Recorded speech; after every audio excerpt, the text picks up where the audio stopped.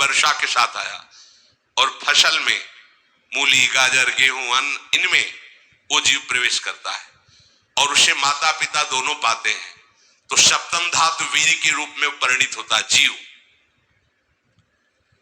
वो वीर कण के रूप में माता के उदर में जब प्रवेश करता है तो एक रात्रि में मां का और पिता का, दोनों का वो जो वीर मिलता है, उस रज और वीर के मिलने से एक कलल सा बनता है।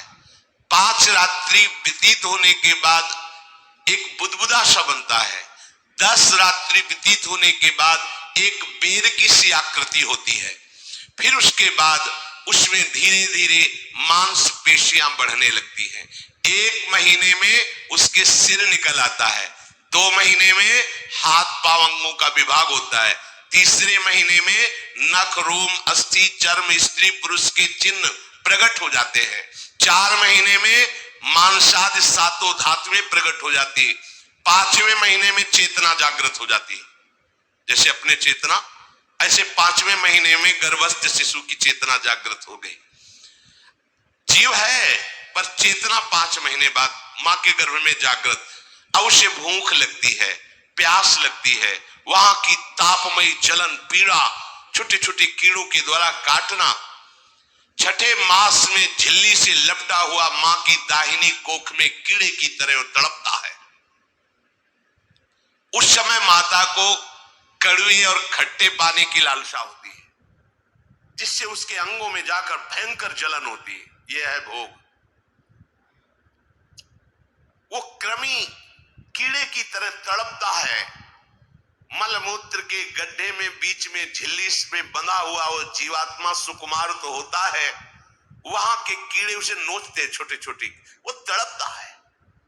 माता प्रसन्न होती कि जब बच्चा हिलता है, बोले है उसकी दुर्गति हो रही, वहां भयंकर कष्ट पा रहा है। ऐसा क्लेश होता है कि क्षण क्षण में बेहोश होता रहता है। माता के खाए हुए कड़वे, तीखे, गरम, नमकीन, रूखे, खट्टे, यही पदार्थ पाने की इच्छा होती है माता, क्योंकि उसको भोग भोगना है। सप्त धातु में स्थूल शरीर से बंधा हुआ वो जीव भयभीत होकर के पुकारता है, अगर कोई भगवान है तो एक बार मुझे यहां से निकाल दे। वो विनय करता है भगवान से, कोई अगर भगवान है जिसने मुझे इस बंधन में डाला है, एक बार निकाल दे, यहां से जाके केवल भजन करूंगा। जीव कहता, जंतुरुवाच, हे प्रभु मैं बड़ा अधम हूं।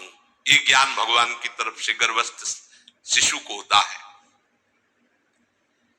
देखो स्वयं वो इतना कष्ट पा रहा है, फिर जब आप गर्भ हत्या करते हैं तो आपका पाप कितना बड़ा होगा सोचो।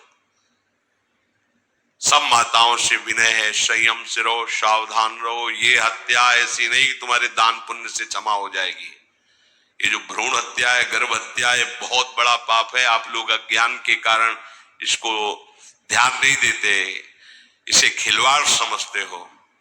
कितना ज्ञान है। बेटी ही मां है, बेटी ही बहन है, बेटी ही पत्नी बनती, बेटी ही किसी के जीवन को धारण करने वाली बनती है। और आपने गर्भ में देख लिया बेटी है, तुम स्वयं मां होकर उसका साथ दे रहे हो, उसका नष्ट करने के लिए। हमारी तो बात ही समझ में नहीं आती, क्या बुद्धि भ्रष्ट हो गई। अगर पुरुष का इतना महत्व है तो बेटियां ना हो तो तुम्हारी कौन सी गति होगी, सोचो जरा। जीना मुश्किल हो जाएगा तुम्हारा। तुम पुरुष किस काम के रह जाओगे। तुम्हारा अर्धांग काट दिया जाए तो तुम कैसे होगे। ये स्त्री स्वरूप अर्धांग है। जिस घर में मां बहन नहीं है, स्त्री स्वरूप नहीं, श्मशान जैसा वो होता है।